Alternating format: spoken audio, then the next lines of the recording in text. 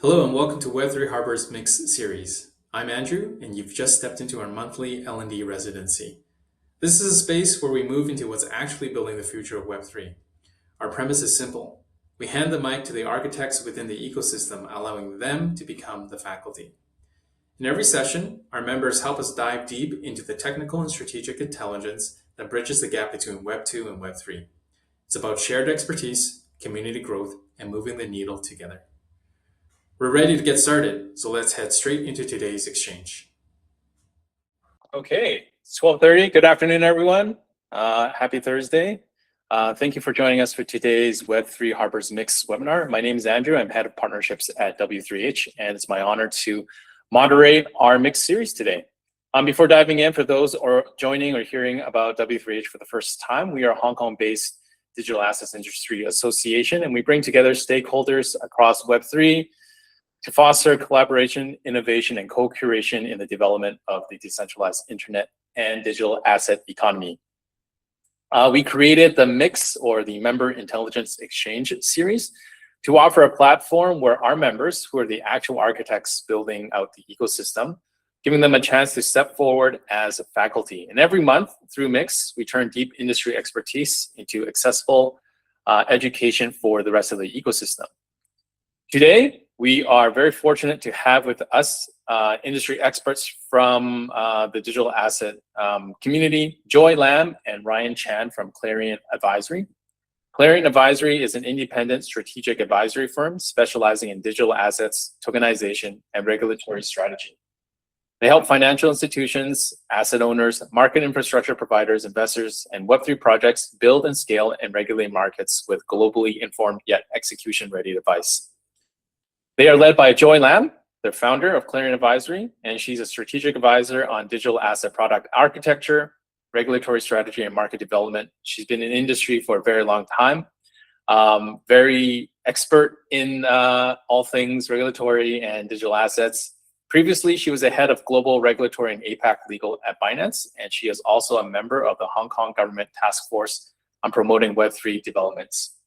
She is also a member of the advisory board at Web3 Harbour. She's joined by Ryan Chan, partner at Clarient Advisory. Ryan advises across a full spectrum of SFC licensing, regulatory strategy for traditional financial services and virtual asset businesses, including Type 1, 4, 7, and 9 licenses. He works with firms designing and applying for and operating regulated businesses in Hong Kong's evolving digital asset market. Today, they're going to talk about the Convergence 2026, Hong Kong's licensing reset, and the Onchain product frontier. Joy will discuss the global market developments shaping the Onchain product frontier, and Ryan will explain how Hong Kong's licensing reset fits into this evolution.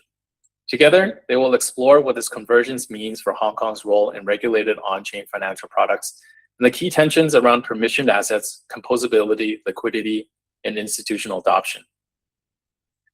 To give a brief overview of today's program, Joy and Ryan will bring us through the presentation for about 30-40 minutes, and there will be time for a moderate Q&A at the end. So if you do have any questions for them, please pop it into the chat box and we'll note it down and bring it up during the Q&A portion. Two last notes before we hand it over to Joy and Ryan. This session is being recorded and will be published on our YouTube and other platforms, our social media platforms. So please be mindful of your video and audio. And to ensure high quality audio capture, please, we ask that you keep your microphone muted throughout the session, and you're welcome to unmute if called upon during the Q&A. Please remember that today's discussion is for educational and informational purposes only.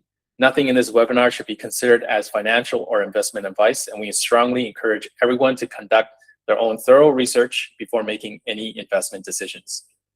Again, if you do have any questions during the session, please drop them in the chat. We'll collect them and address as many as possible during the dedicated Q&A at the end.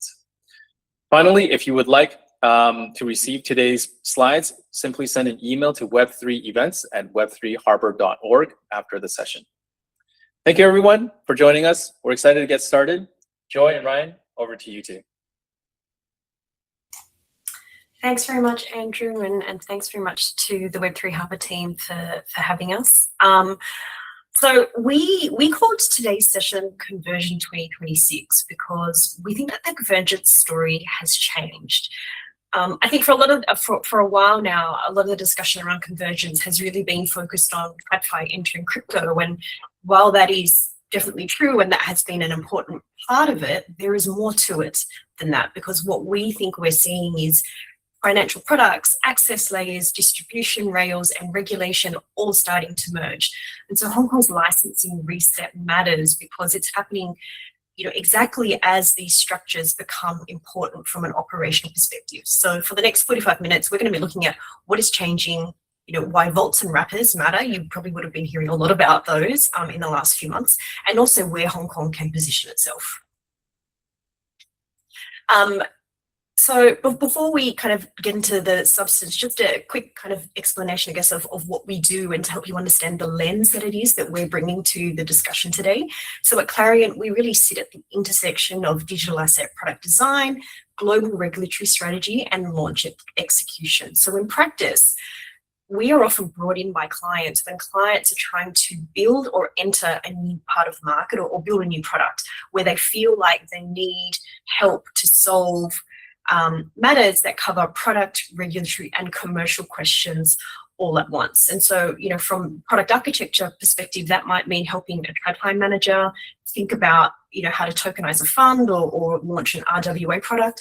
It could be helping a crypto native team assess the structure of a vault or a wrapper or an on-chain yield product. And usually, when clients come to us, the question isn't, is this possible legally? The harder questions that we normally help them through are, how the product can be launched and distributed and operated, but also defended across the different markets that it's going to touch. So, what we really try to do is bring the lens that we have from the experience that we've built in the last, kind of 7 or 8 years working on first of kind tokenized products, where the questions are not just about the legal form, they are a lot about everything that goes around it, from investor eligibility to distribution and transferability and scalability as well. Yeah, and on global regulatory strategy, most serious digital asset products span multiple jurisdictions. Like, for example, there might be a Hong Kong-based team, and then there might be, BVI Cayman offshore issuer. They have users or partners in Singapore, UAE, or Europe, and they have a wallet-based access that does not necessarily sit neatly within just one market. We help clients think through where the product can be built and offered and what needs to be licensed and where the structure needs to change before the launch. And that comes from both private practice and exchange scale work, including leading global regulatory strategy at Binance. On market entry and launch, we help clients move from concept to operating model. That can include jurisdiction selection, licensing path, partner strategy, sequencing, governance, and practical launch readiness. This is also where my Hong Kong licensing experience is especially relevant, including early VA licensing and regulatory architecture work for intermediaries and tokenized product structures. And finally, we also provide senior advisory support to founders and boards and product teams, as well as strategy teams. So often, clients will already have lawyers and compliance people and product people, and what they're really missing is that senior judgment that can sit across the whole structure from, product and regulation to execution as well. So that's really the lens that we bring to today's discussion. We're not we don't look at just the law in abstract. We really try to look at how on-chain financial products are actually designed and distributed and operated. So a quick map of where we're going today. The central shift that we really want to focus on is the next phase of convergence, because we think it's going to be defined more by who can responsibly distribute, integrate, and operationalize tokenized financial products. So it's not just about who can issue tokenized assets. And we think that's an important distinction, because tokenization itself isn't actually the hard part, right? The harder questions are, what happens after a token has been issued. Who can access it? How does it get distributed? Can it be used on chain? And who has responsibility for the infrastructure that goes around that? So we're actually going to look at this today in, I guess, five kind of short segments, right? First is market evolution. We're going to look at what is actually happening globally on chain. The second part will be Hong Kong's licensing reset, where we're going to be looking at why the regulatory perimeter is moving. In the third section, we're going to look at infrastructure, so vaults, wrappers, and access layers. And the fourth part will be, system level issues. So we're going to look at the utility of products and challenges that can come with that. And then we'll look at also Hong Kong's positioning and, really trying to understand like where and how can Hong Kong be relevant in the next phase of regulated on-chain financial products. And I guess the goal really is to just give a practical map about where product design and market structure and regulation are now converging and what that means for the opportunity for Hong Kong in terms of regulated on-chain financial products. So we want to start just by sharpening the word convergence. I mean, for a long time, as I said before, the story was that TradFi would enter crypto, and that story was not wrong, and it certainly has played out, but I think it's a little bit narrow because what we are seeing now is the merging of several layers. You do have financial products and the infrastructure around it and the way that users reach those products and the way that they use those products. So all of that is happening and regulation has to make sense of that. So a tokenized fund is not interesting only because the fund interest is on chain. It becomes interesting when you look at how can it be accessed, who can it be distributed to through digital asset rails, and how can it be used as collateral or sit inside a vault or another wrapper. So the bottom line really is the market isn't just tokenizing assets, it's actually tokenizing access and distribution and use. And this is why the Hong Kong licensing reset matters. Once tokenized products move through new access layers and they start being used as financial infrastructure, the regulatory questions really do move beyond just issuance and they go really into dealing and custody and advisory and management as well as operational responsibility.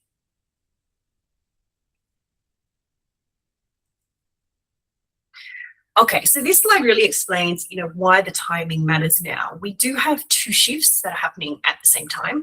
One is the market shift and the other is the regulatory shift. And I think Hong Kong in particular is interesting because we have both of those things happening at the same time. On the market side, we have, tokenized products becoming operational. They're not just proof of concept anymore. There are still a lot of tokens that just sit in wallets passively and don't do anything, but we're starting to see a lot of tokens that do more than that. So increasingly, we are seeing tokenized real world assets actually being used as collateral, held as treasury assets, deposited into vaults and wrappers, and being distributed through wallet-based channels. And we are also seeing, as I said, RWAs used as collateral, used inside vaults, which package exposure and yield-bearing tokens as well, which are being used beyond passive holding. So these examples all really kind of point to the same commercial shift, which is that tokenized products are moving from issuance into real market use.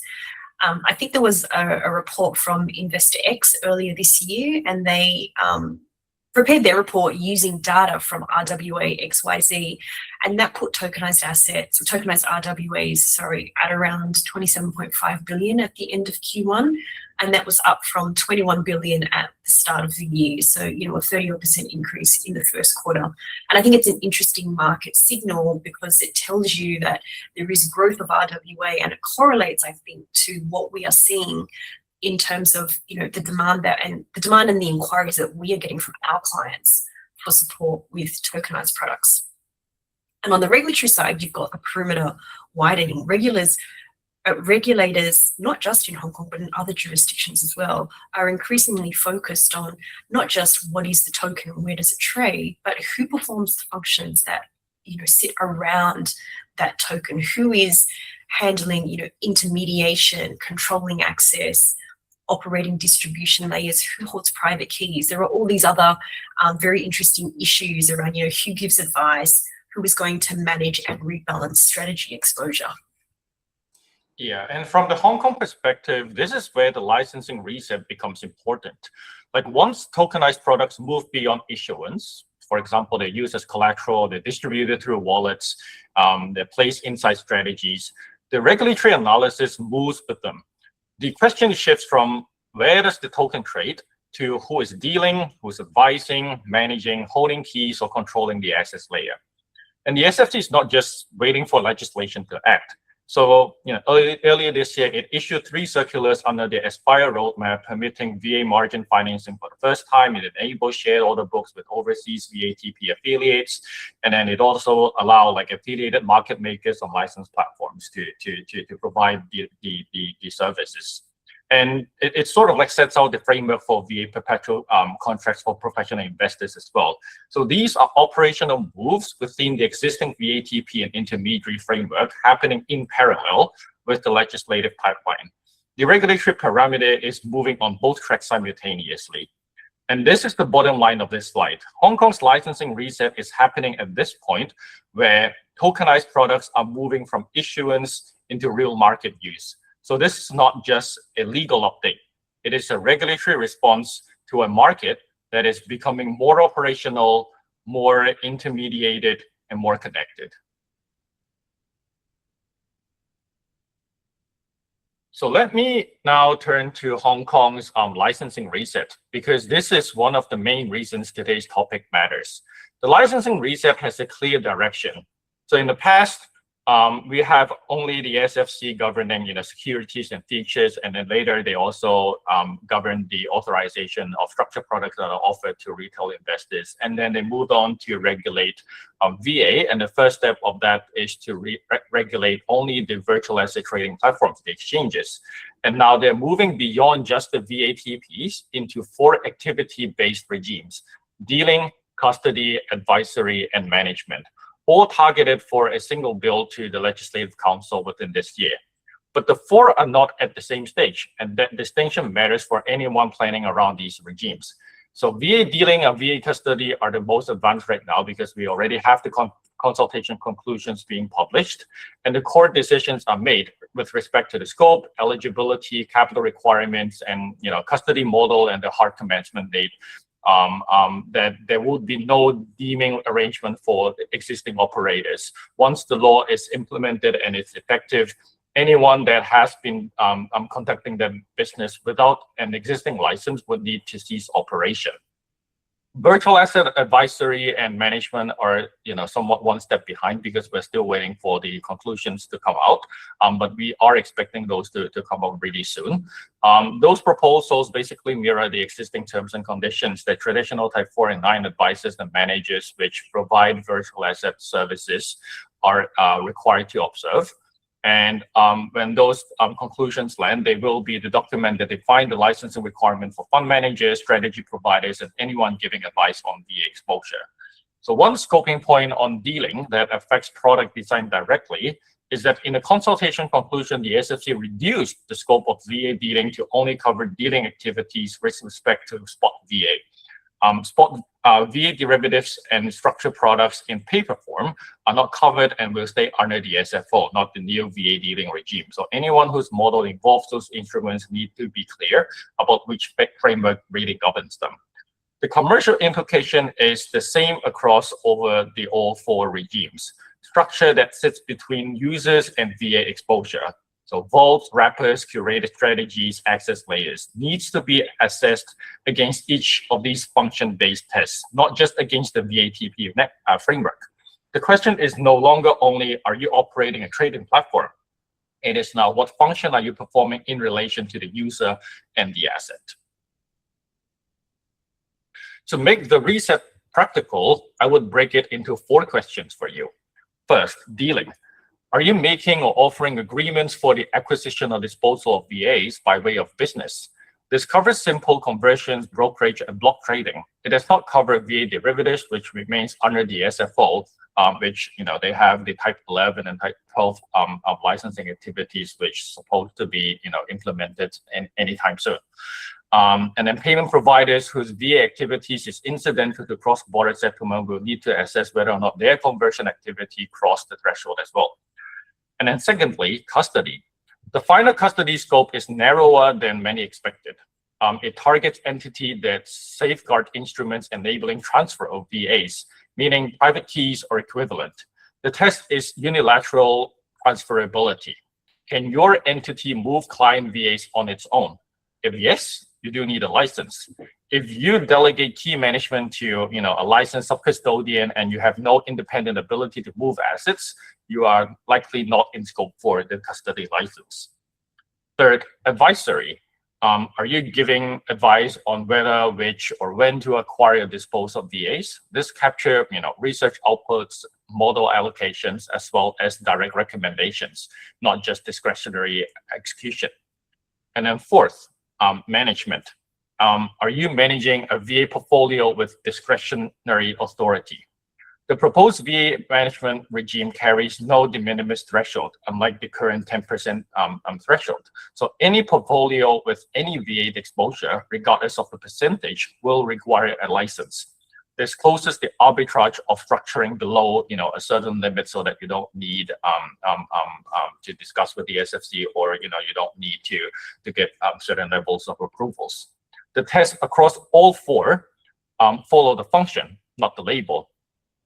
Calling something a vault, on-chain fund, tokenized, unincorporated fund, wrapper, protocol, interface, strategy, curator, or technical layer does not settle the question. Thanks, Ryan. And I think, from a commercial perspective, this is exactly why product architecture actually matters. Small design choices can move a structure closer to or further from some of these regulated activities. So it is really important for people, when they're designing products, to be thinking about some of these questions. Who is actually exercising control and making decisions, and facing the users? Who is receiving the fees? These are all product design questions, but they become licensing questions very quickly, particularly if people are sort of making those decisions in a silo and not necessarily having regard to the licensing framework that they're operating in. So for anyone who is building in this area, the message isn't panic, but it is, do the analysis early while you still have the ability to adjust the structure. Yeah, and this is one of the most important slides for on-chain product teams. Vaults and wrappers matter because they sit between the user and the exposure. In plain English, they are structures that make it easier for a user to access a strategy, asset, or financial product. Sometimes they pull capital, sometimes they package exposure. Sometimes they automate execution. Other times they involve active decision-making by a curator or manager. Sometimes they're just a technical layer, but often they're more than that. Each of the key functions in a vault or a wrapper listed on this slide maps to a different licensing question. Pooling capital raises fund or collective investment scheme issues. And so, the common term CIS, that question would arise. And then selecting or rebalancing assets points towards potential management. Executing transactions obviously points towards, VA dealing. And then controlling keys would be a question about custody. Presenting products or strategies to users raises advisory, distribution, or marketing questions. The analysis cannot stop at this is on-chain or this is smart contract. No, the SSC has repeatedly emphasized to the market that it is technology agnostic, meaning that it is the function that governs whether or not you require a license, not whether or not you are on-chain or DeFi or adopting whatever future technology it is. If on-chain vault managers, strategy curators, and execution agents select exposure, rebalance, positions, execute transactions, control assets or keys, or market a strategy to Hong Kong users, they need proper licensing and restructuring analysis.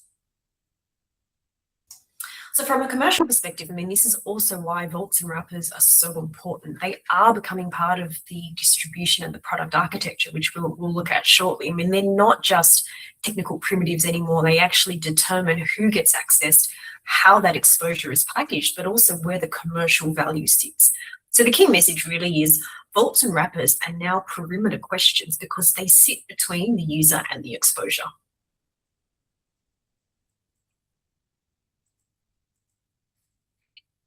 So this slide is, I guess, the hinge between the regulatory reset that we've been talking about and the product discussion. A lot of early tokenization was really focused about representation. You had a token which represented an underlying asset or an exposure, and the value proposition for tokenization was often settlement efficiency or transparency or a cleaner ownership record. And those things are all useful. But in a lot of the early tokenization projects that we saw, the token itself didn't actually do very much after it was issued. The token sometimes just sat in the wallet, and it represented exposure, but it really didn't do a lot else. It was very much a passive holding. What we're seeing now is the market moving into a very different phase. We have tokenized assets now increasingly being designed or selected for what they can do after issuance. So we are seeing them being used as collateral or sitting inside vaults or being combined with other products, and often generating yield as well. I think a really good example of this is BlackRock's tokenized money market fund BUIDL, which is being used as collateral. So this has been effectively integrated into a couple of the leading global exchanges like Binance and OKX, where people who have BUIDL can effectively use that as collateral, and it's held off exchange, but it is the collateral for the borrowing activities which they're using for their trading activities on the exchanges itself. And that is very different from a fund token, which simply sits inside an investor's wallet. You actually have these tokens now doing work inside a trading or collateral system. So this is, I guess, the move from representation to utility. And I think the regulatory point is that, the use case creates a different control point. Collateral use raises issues around custody and valuation, as well as, of course, platform responsibility. Wallet distribution raises questions around onboarding, eligibility, and you've got vault and yield strategies, which raise a lot of questions around advisory and asset management. So the question isn't just what can the token do? We are increasingly looking, the question increasingly is what can the token actually do, not just what is the token. And that shift is what makes the rest of the discussion relevant, because we're really looking at RWAs as infrastructure and very much tied into product strategy and crypto native asset management and composability.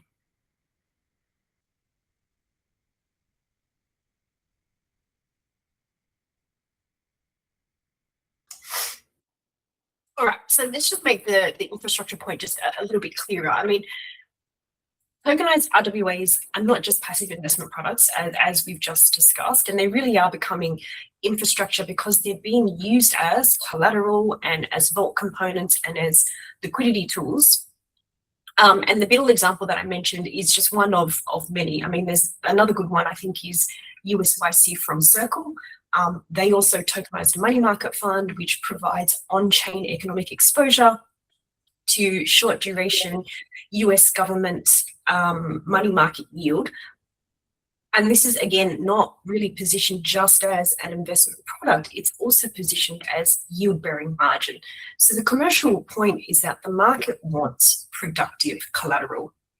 It wants assets that it can generate, while also it wants assets that can generate yield, while also supporting trading and margin and treasury and other workflows. And I think this is consistent with the current RWA market being very much treasury-led.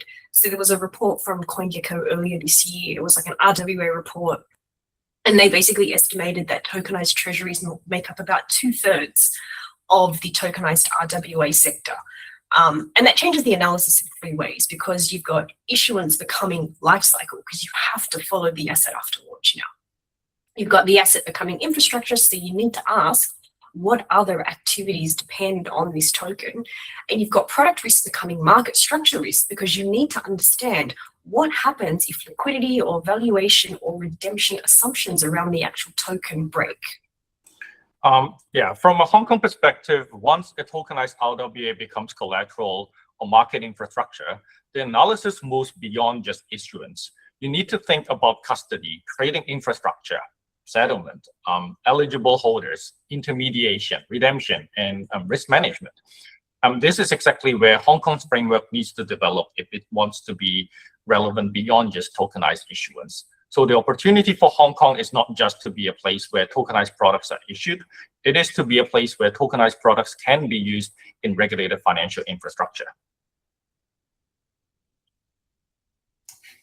So this is, I think, the practical product strategy test. A lot of managers and issuers and platforms have looked at tokenization and they've asked a very fair question: does this actually change anything, or is it just a new wrapper around the same product?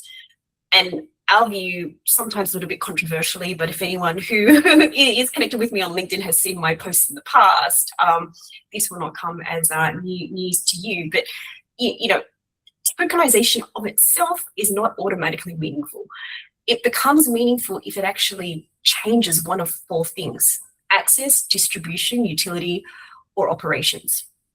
If tokenization allows a new category of users to access products, perhaps through a digital wallet or a platform, then that may be meaningful. But if it's just moving the same investor base onto a new register, then I think the commercial case for it is less compelling. If the products can move through new wallet-based rails, or new vaults or aggregators, or it can help a product issuer to reach different users, or reach users more efficiently and more directly, that's probably a stronger case for it. Same when it comes to utility and looking at what can the token actually do after issuance. Can it actually be used on chain somewhere? If it can, great, there's clear utility there. But if it can't, you do have to question sometimes what is the actual purpose of tokenizing the asset. And look, similar when it comes to operations. I mean, there is, of course, the very kind of well-covered commentary around how tokenization improves settlement and lifecycle management and reporting. And I think that is especially important in private markets in particular, because tokenization can improve the operational mechanics. But it is important to understand that tokenization of itself doesn't necessarily create liquidity in the underlying asset, and that's a distinction that actually really matters. And I think private company shares is a pretty interesting and very topical example. There's obviously a lot of market interest at the moment in tokenizing exposure to very high-profile private companies like OpenAI and SpaceX.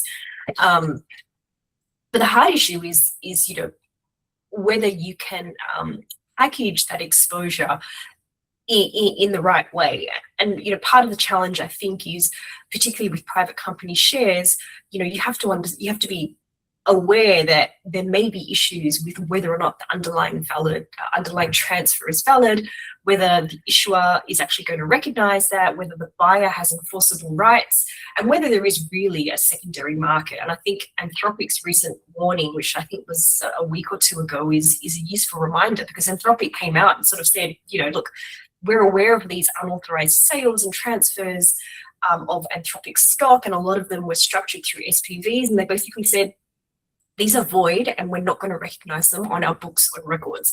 And that's exactly the kind of issue that people do need to think through, and sometimes they underestimate it when they talk about tokenizing private shares.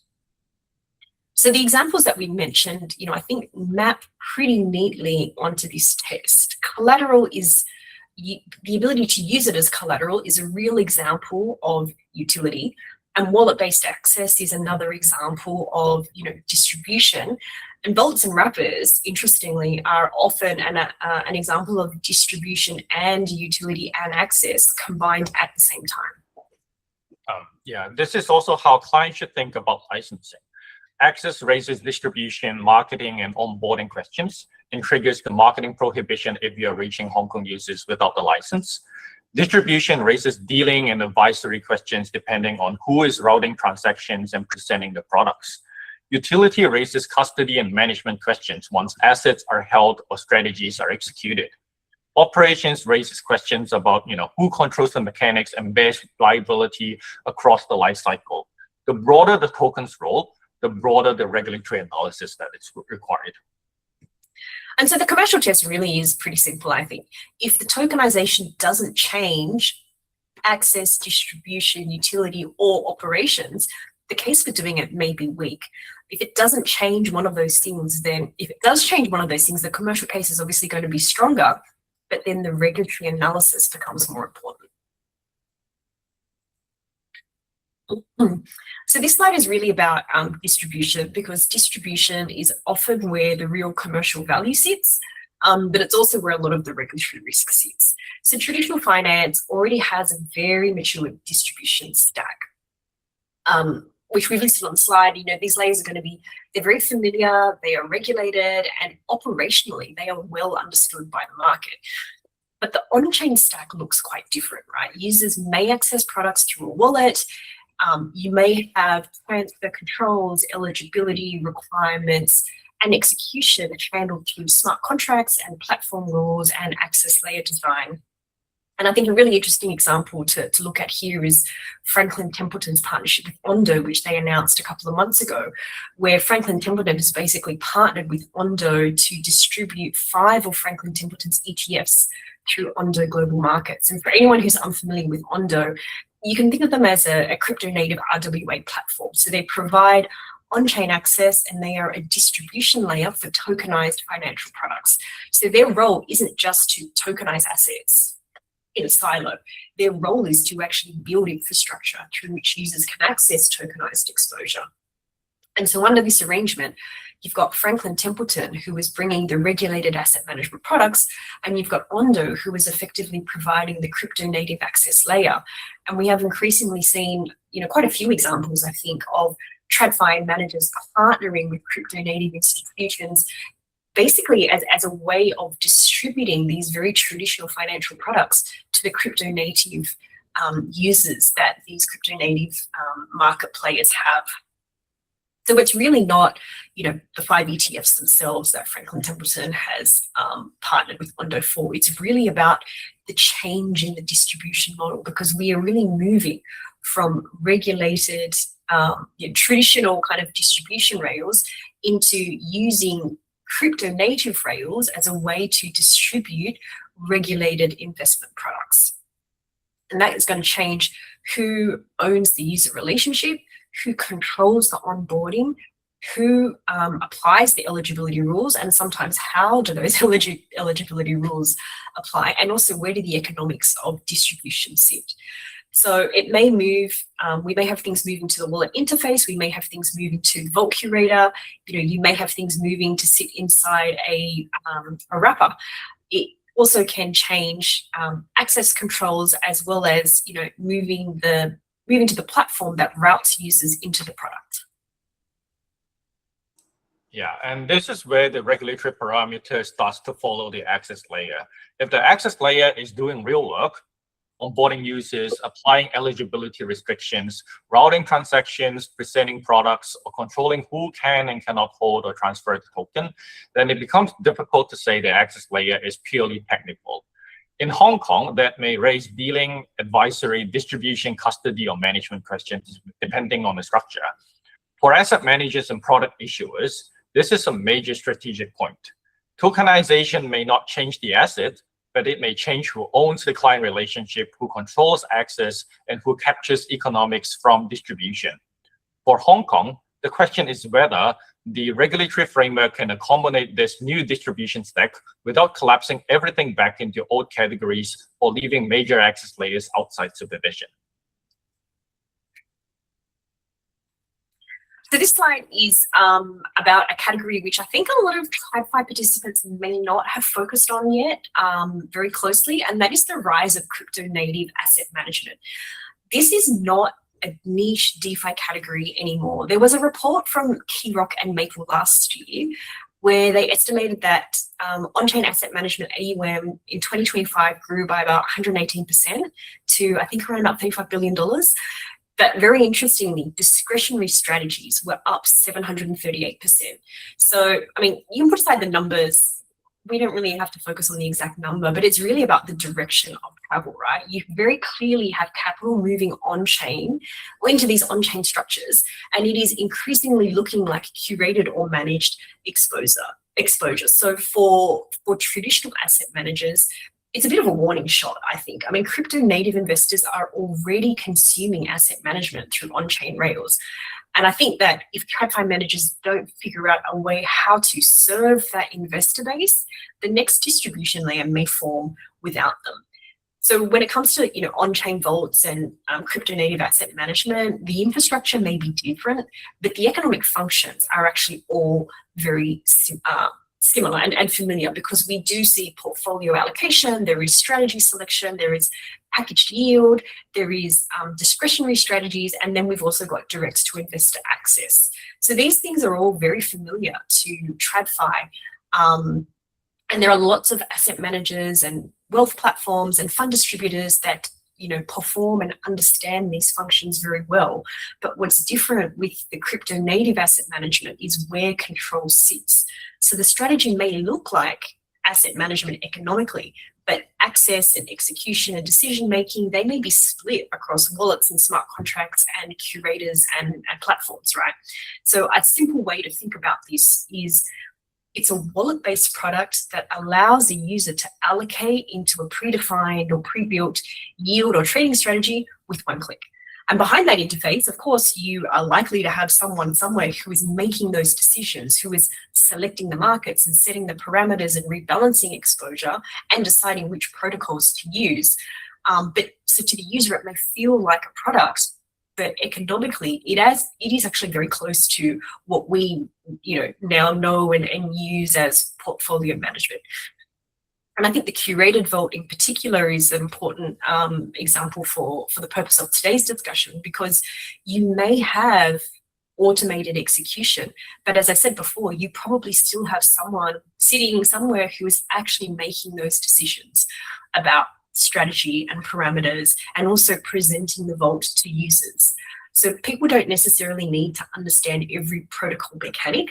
The point that people need to take away really is that familiar financial functions are now appearing in a new and not necessarily familiar infrastructure. The Hong Kong question is whether the economic function has changed or only the infrastructure has changed. If someone is selecting exposure, allocating capital, managing positions, or giving recommendations, those are functions that regulators understand.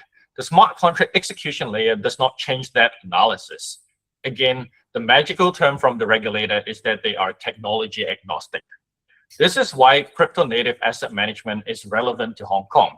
Hong Kong has deep asset management, wealth management, and fund distribution expertise. The question is whether that expertise can extend into on-chain structures where the product, access layer, and execution environment looks very different. For market participants, this creates opportunity, but it also means that structures built for crypto native users may need to be rethought if they want to operate within or from a regulated market like Hong Kong. That is why crypto native asset management is a useful bridge into the next section. It shows the broader pattern we have been discussing. Familiar financial functions are moving into new infrastructure, allocation, distribution, custody, execution, product access, strategy and management are not disappearing. They are showing up in different places. For Hong Kong, that creates opportunity, but also three practical tensions. The first tension is between permission TradFi products and crypto native access. The second is between yield-bearing assets and investment products and yield-bearing assets as infrastructure. Third one is between the utility of composability and the dependency risk it creates. These tensions matter because they are where Hong Kong's regulatory choices become commercially important to you. They are also where product teams, issuers, and intermediaries need to be very, very deliberate about structure.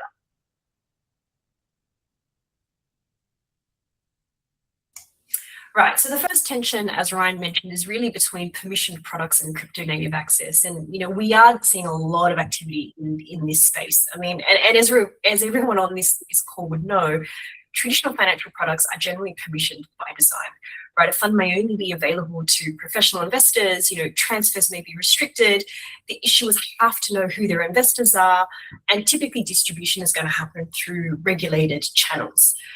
Crypto native access usually starts from a very different assumption, right? Because everyone wants everything to be permissionless. So you have users who hold assets directly in their wallets, products move through platforms, and it's meant to be frictionless and 24/7.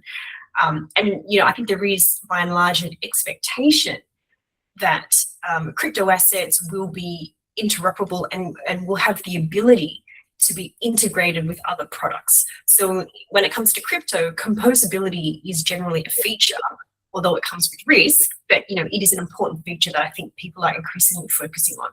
So when we have these two worlds colliding of traditional financial products and then crypto native access, the hard question is not whether the asset can be tokenized. The hard question is really, how do you control access in a way that works in a crypto native environment? Because you're trying to balance two very different things.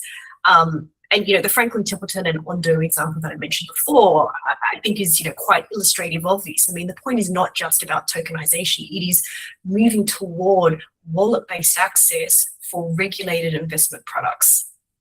So there's lots of challenging issues for people to really kind of think through in terms of eligibility and transfer restrictions, and also like what happens if a token does end up inside a vault or a wrapper or used as collateral in a lending market.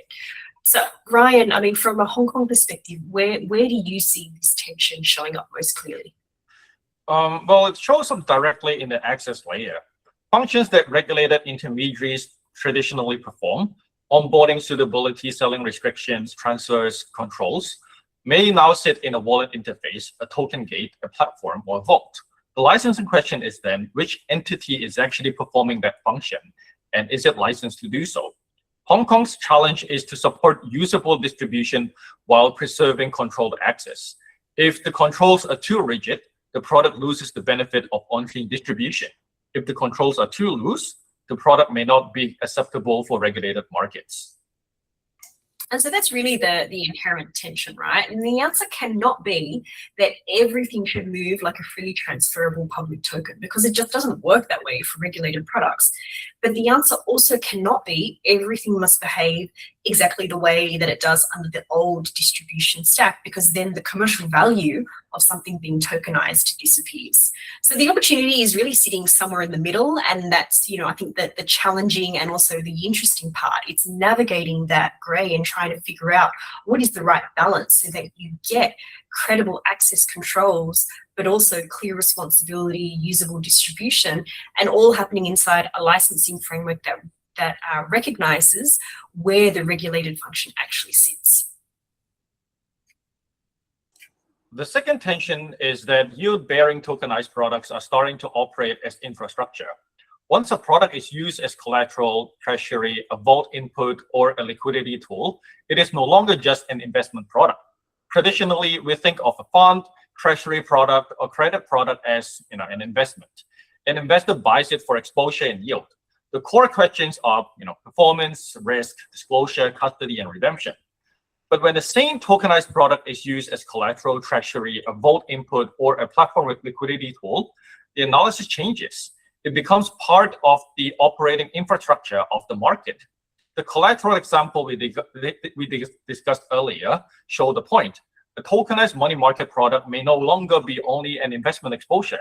It may also support margin, trading, treasury, or platform workflows. Joy, commercially, why is the market so interested in these structures? Look, as I said before, I think the market is really looking for productive collateral. Stablecoins and cash balances are useful, but they are often economically idle. And I would say for stablecoins, there's a very clear direction of travel with all the stablecoin legislation that's coming in pretty much everywhere, which is banning yield stablecoins. So, for people who want yield and who want productive collateral, tokenized money market funds and tokenized treasuries, which can generate yield while also supporting their margin and their trading needs, is becoming a much stronger proposition. But that also does change the risk profile. So, issuers, an issuer may think that they've issued an investment product and the platform may think that it's accepting collateral and the user, in their mind, they have a yield-bearing asset, but actually you have one product that is wearing multiple hats and doing several jobs at once. So that does, I think, change the questions that people need to ask themselves, because they need to understand and be clear about what the liquidity expectations are, but also what happens if there is stress, can you redeem the product? And is the collateral value reliable? And who's going to be making those decisions around haircuts? So lots of interesting issues that need to be worked through when you've got one asset being used across several systems.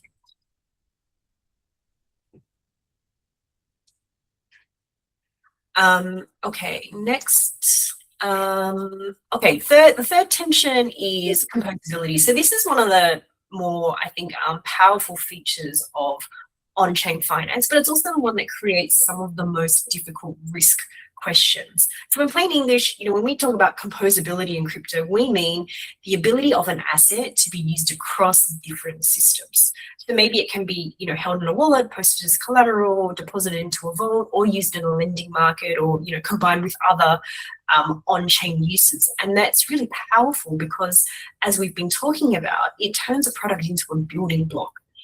So it becomes part of a larger, financial workflow when it's not just an isolated asset.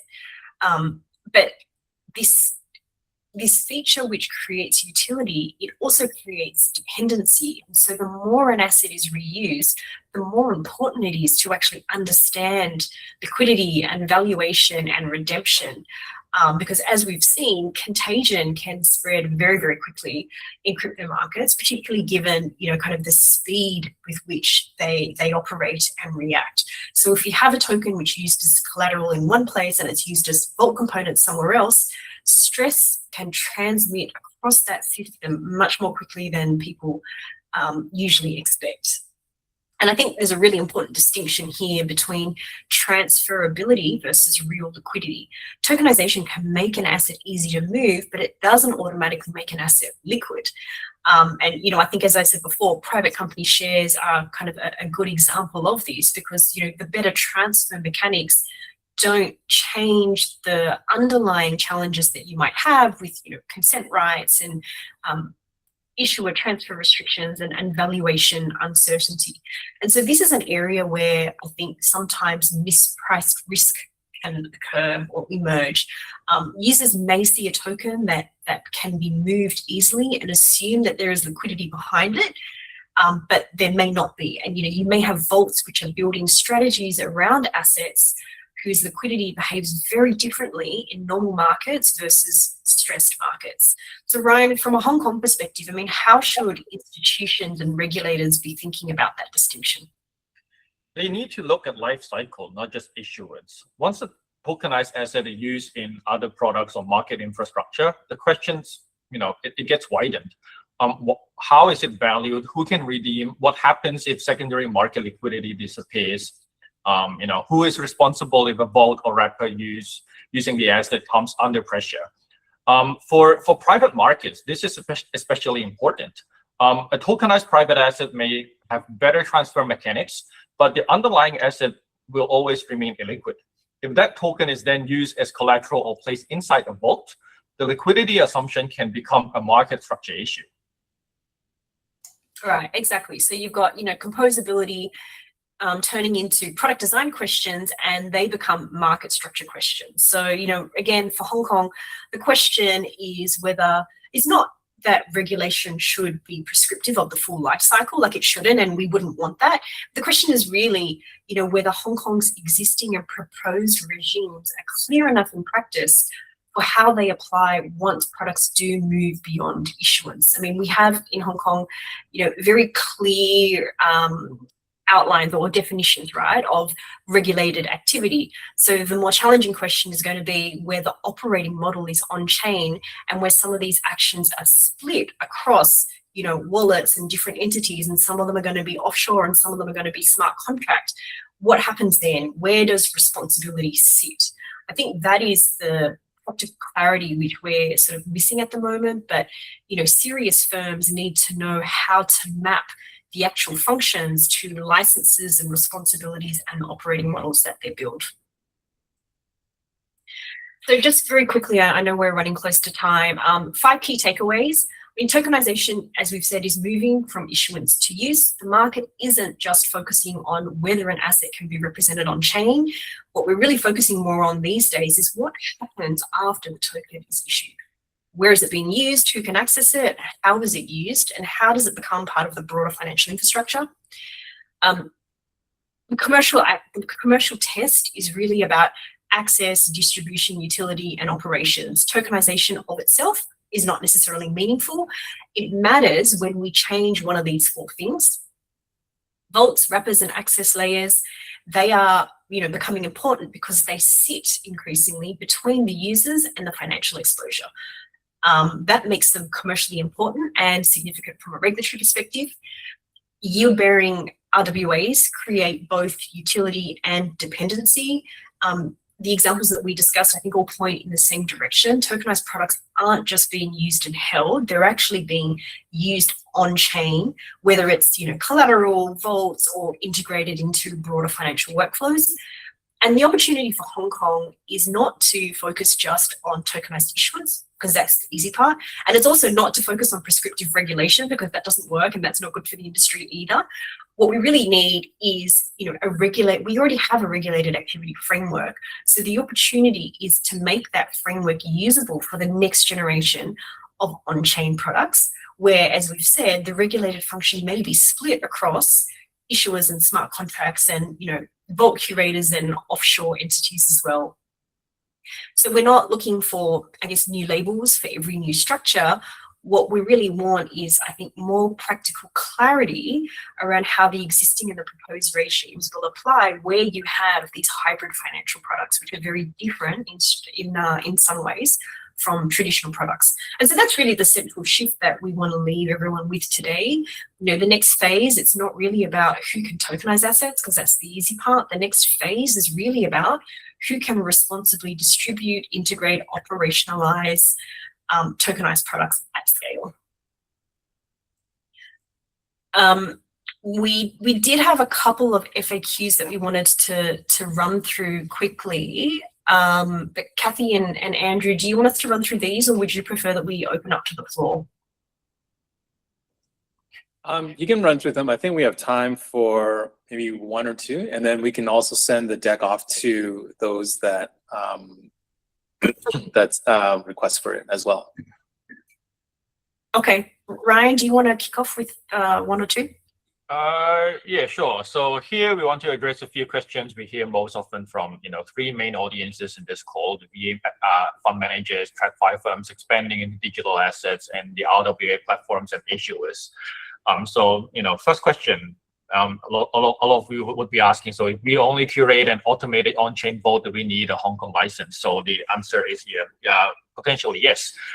Again, the magic word is technology agnostic. Automation does not end the analysis. The question is what the role the person or platform plays around the automated strategy. Again, if someone selects the strategy, sets parameters, then potentially that's going to be management. And then if someone's going to be doing distribution, then we have a dealing issue as well.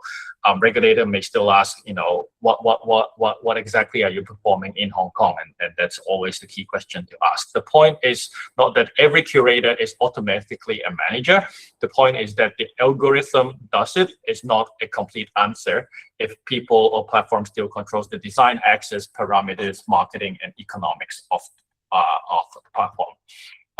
And then second question, if an offshore manager uses Hong Kong-based personnel for investment or execution activity, does Hong Kong licensing come into play? It very much may.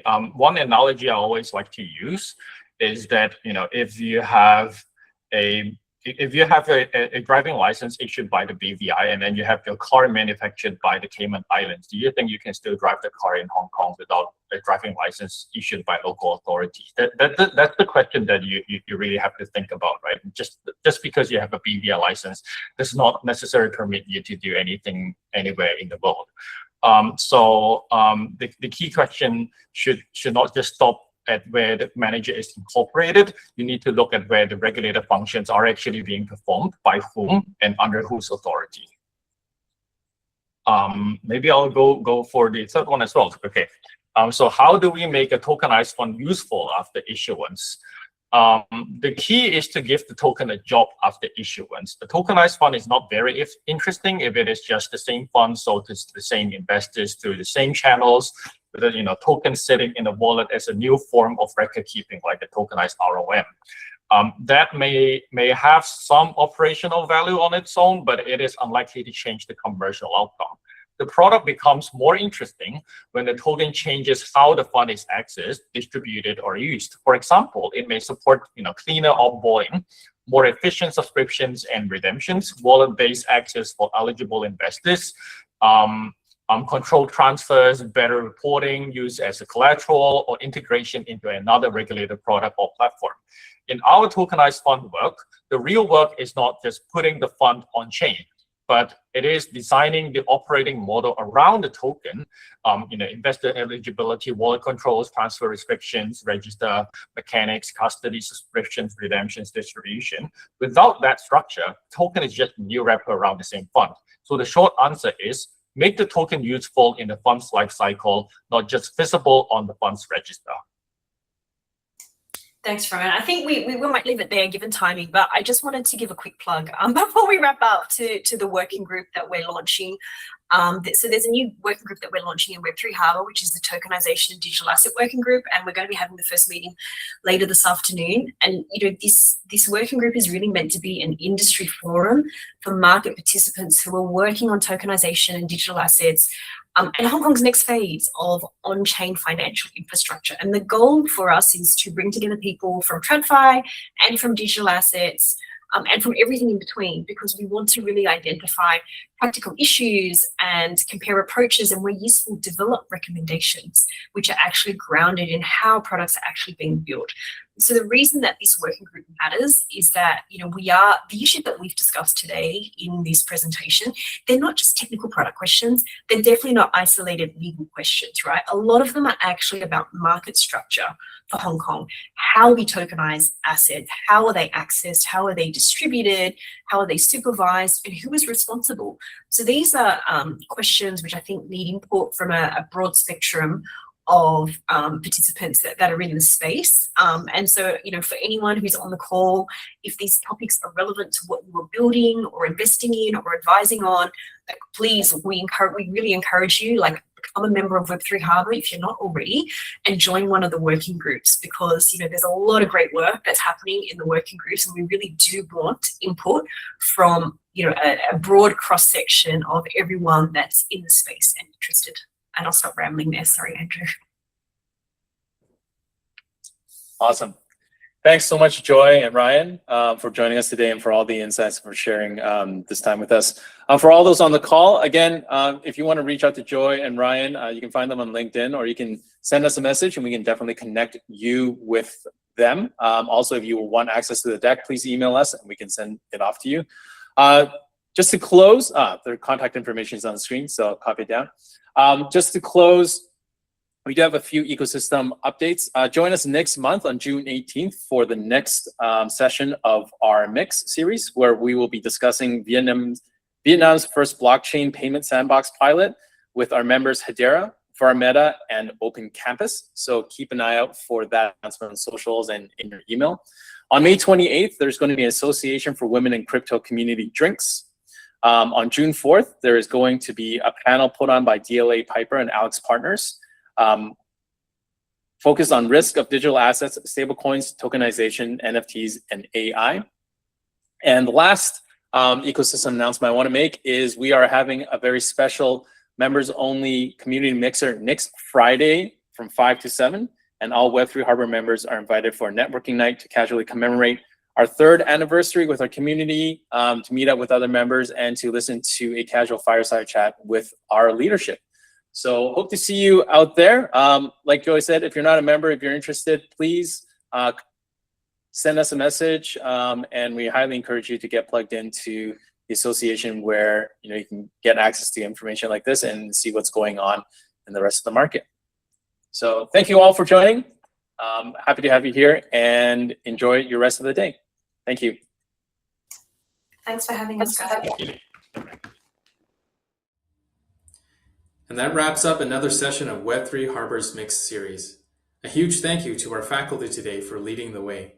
It's one thing to have expertise. It's another to share it so the whole ecosystem can level up. This kind of ecosystem building is exactly what Web3 Harbour is all about. We hope you're walking away with a few more insights and ideas for your own journey. If you want to revisit any part of this conversation or explore a full resource library, head over to our official channels. We'll be back here next month.